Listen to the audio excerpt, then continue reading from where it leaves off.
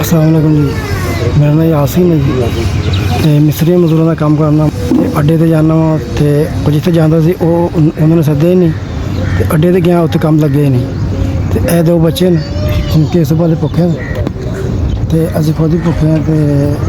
उन्हें बच्चे भुखे ने ते ये भुखे बैठे ने ते देखे नहीं जाते घर च राशन भी कोई चूल्हा जो बनया सी वो भी गिला हो गया उन्होंने अग भी नहीं बालदी पई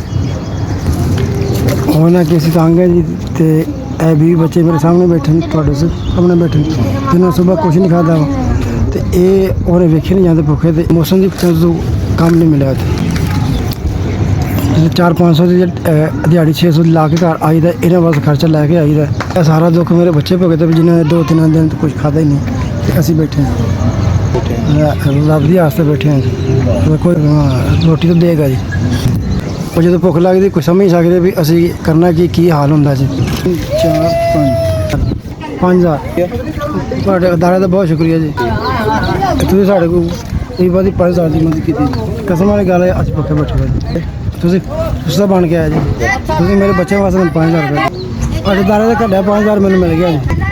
अल्लाह तुम खुश रखे अल्लाह तुम बाद रखे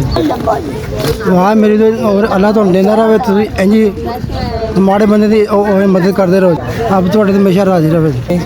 अदारे की बड़ी मेहरबानी तुम मेरे वास्ते 5 हज़ार अल्लाह तुम खुश रखे जी।